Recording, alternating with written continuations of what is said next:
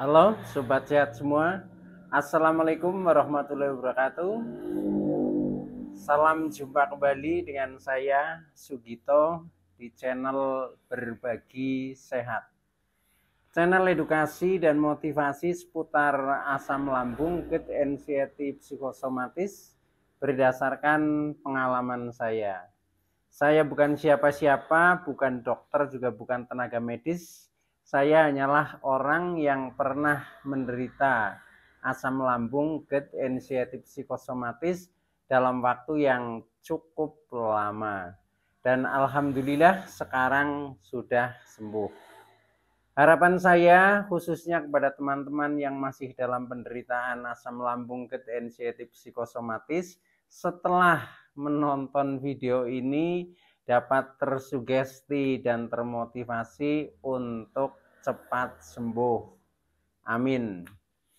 Baiklah teman-teman, pada kesempatan kali ini saya akan berbagi seputar asam lambung, GERD, anxiety, psikosomatis dengan topik rahasia sembuh asam lambung, GERD, anxiety, psikosomatis.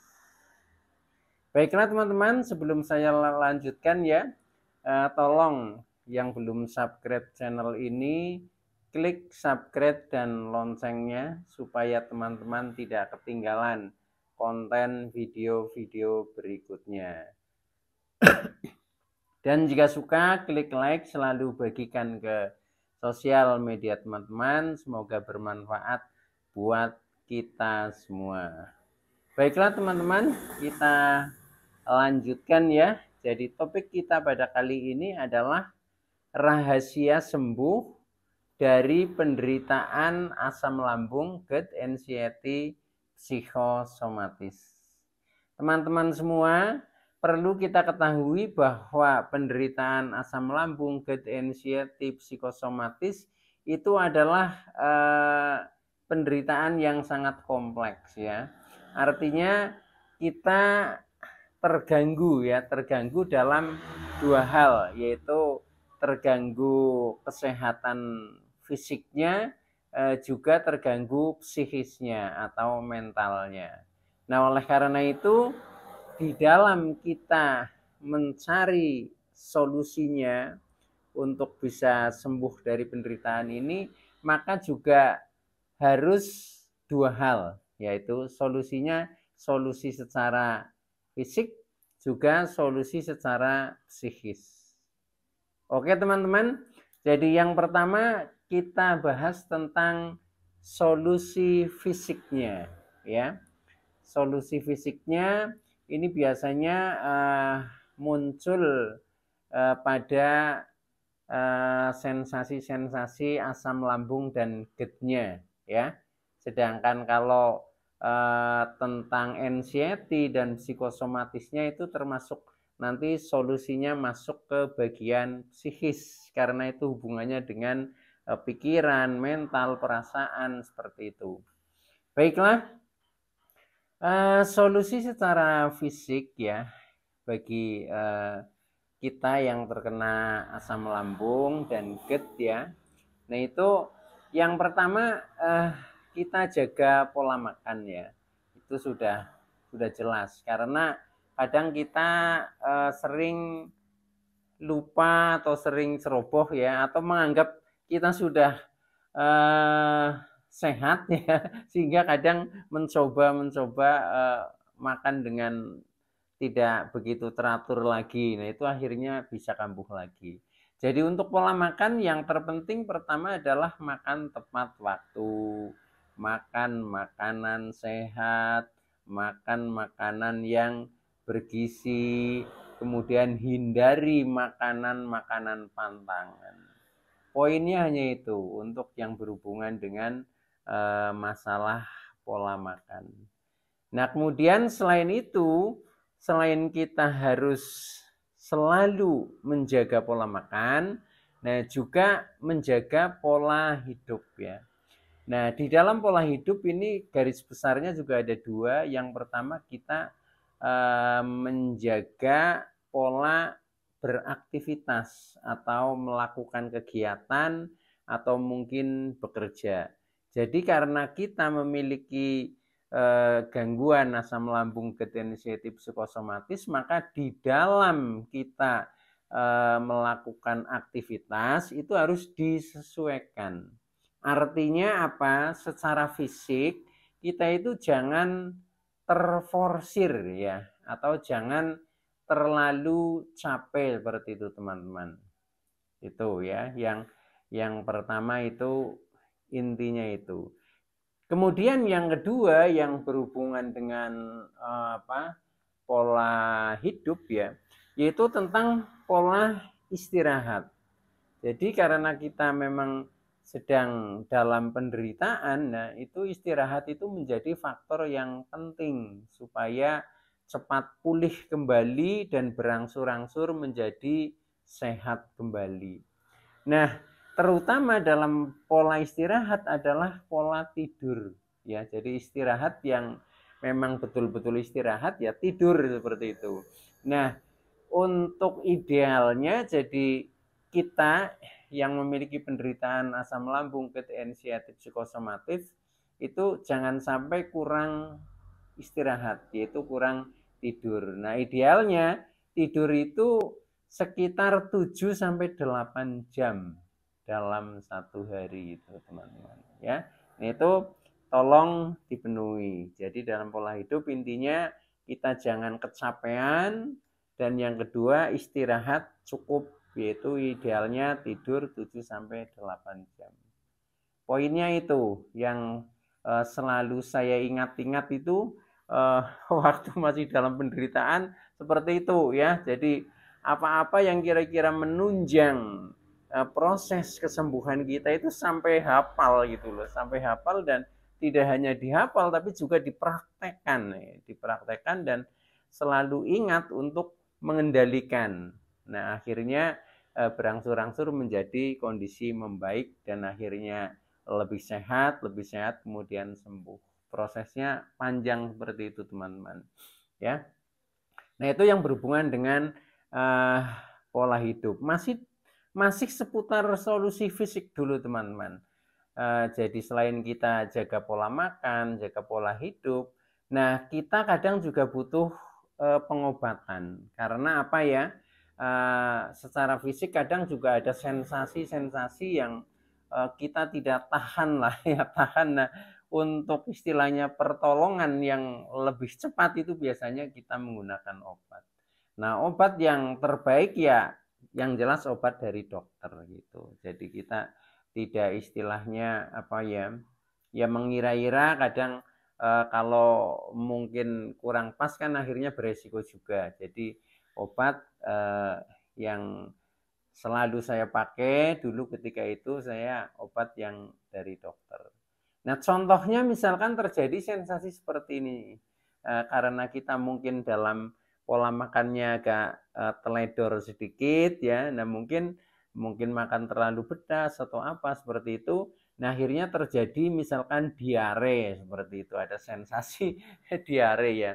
Nah, itu untuk mempercepat kesembuhan diare ya kita memang harus berobat, harus ke dokter gitu. Nah, setelah itu kemudian mungkin akan cepat sembuh karena sudah makan obat. Nah, itu masih seputar penanganan tentang fisik teman-teman ya. Jadi untuk fisik intinya ya jaga pola makan, jaga pola hidup, kemudian bila perlu pengobatan kita lakukan pengobatan ke dokter pada sensasi-sensasi yang memang dahsyat ya, kadang kita tidak tahan, itu memang harus ke dokter. Itu akan lebih baik teman-teman seperti itu.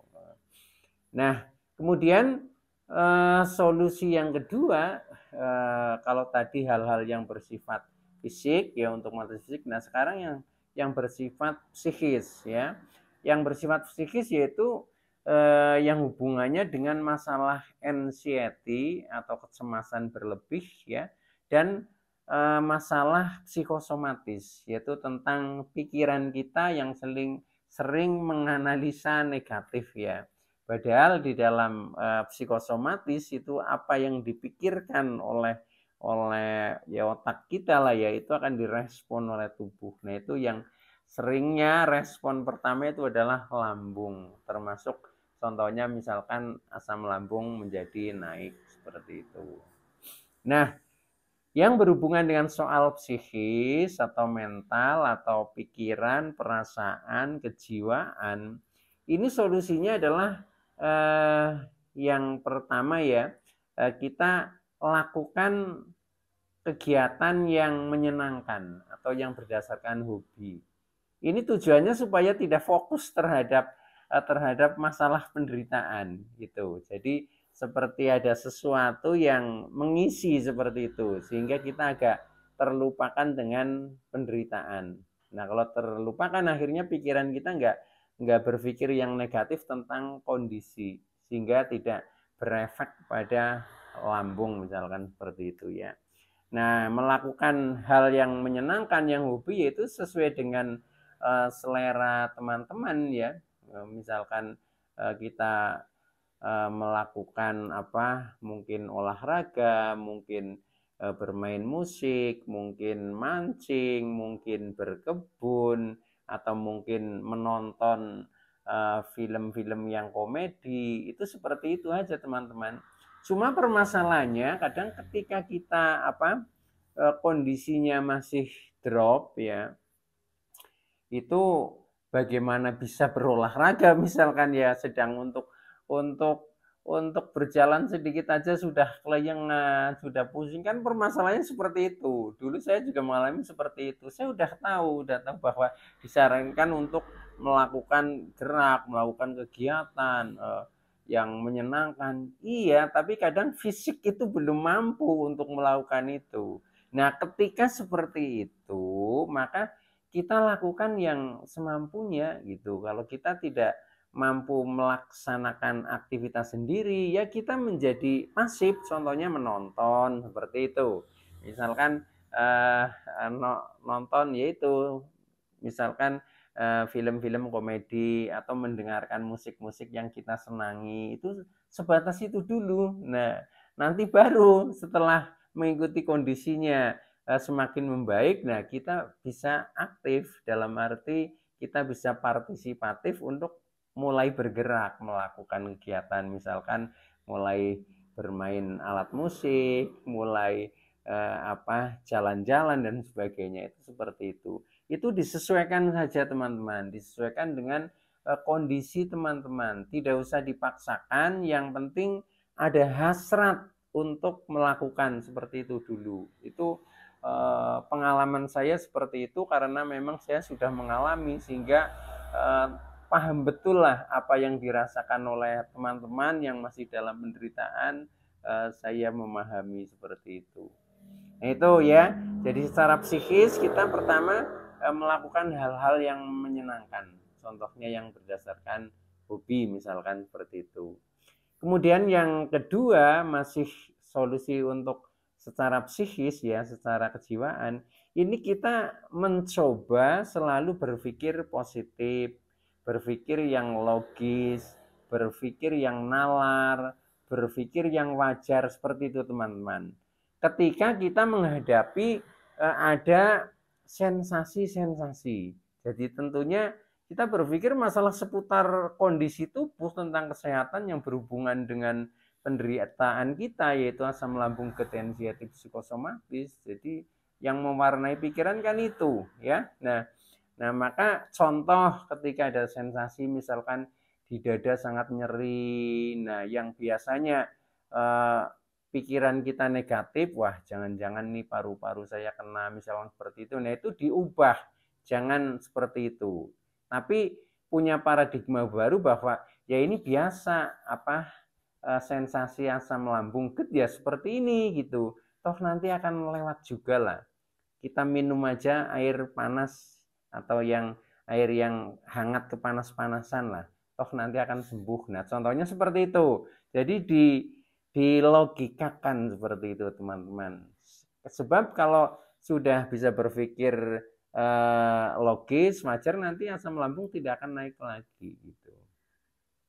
Oke teman-teman ya. Jadi itu solusi secara psikis. Nah, kemudian selain itu kita juga selalu mengurangi tingkat kecemasan ya. Tingkat kecemasan, ketakutan, kekhawatiran ya, was-was. Nah, itu kita kurangi ya.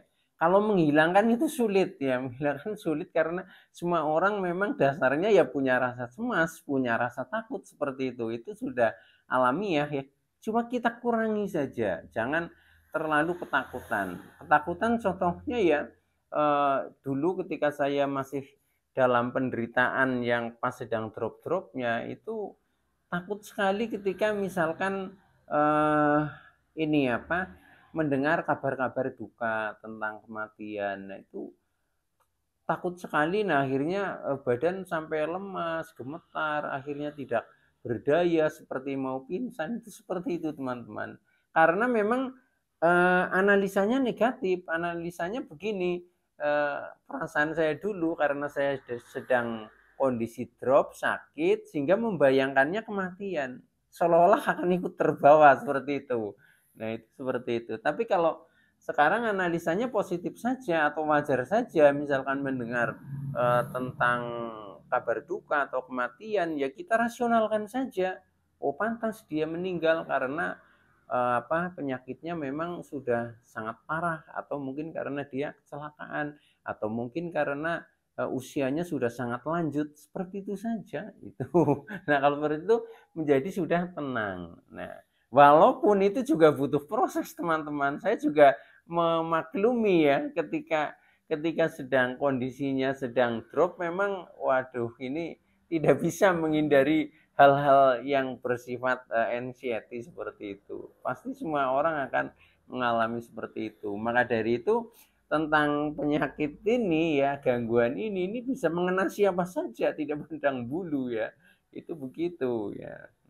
Karena ditimbulkannya dari segi rasa yang dirasakan atau sensasi yang dahsyat itu ya. Nah, itu jadi kurangi kecemasan, ketakutan, kekhawatiran, was-was, hal-hal seperti itu. Nah, kemudian yang terakhir masih hubungannya secara psikis ya, solusinya ya. Ini secara spiritual ini lebih banyak mendekatkan diri lah ya. Lebih banyak mendekatkan diri, contohnya lebih banyak meningkatkan ibadah, lebih banyak berdoa ya, selalu berzikir, membaca sholawat, sesuai dengan keyakinan masing-masing lah, seperti itu. Nah, kemudian juga selalu bersyukur apa adanya. Jadi istilahnya nerimo ing pandum ya. Jadi menerima apa adanya, kita syukuri gitu, kita syukuri seperti itu. Nah, selain itu juga di dalam kita menjalani penderitaan juga kita ikhlas-ikhlas saja ya. Jadi nanti menambah ini semangat ya Mas, semangat bahwa ini semuanya adalah proses seperti itu. Kita lalui dengan ikhlas. Juga kita selalu bersabar ketika belum membaik kondisinya, ya kita tetap bersabar tapi juga tetap berdoa memohon supaya cepat lebih baik seperti itu. Selain itu juga kita selalu sadar tentang kekurangan-kekurangan kita ya. Nah, kita mencoba memperbaiki, mungkin kurang baik dalam pola makannya, mungkin kurang baik dalam pola hidupnya, maupun dalam pola pikirnya, itu seperti itu.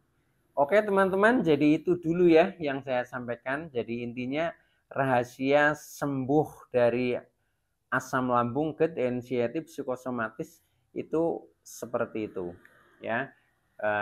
Itu dulu yang bisa saya sampaikan. Kurang lebihnya mohon maaf.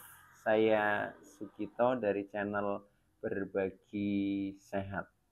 Saya bisa sembuh, insya Allah teman-teman pasti juga bisa sembuh. Badai pasti berlalu.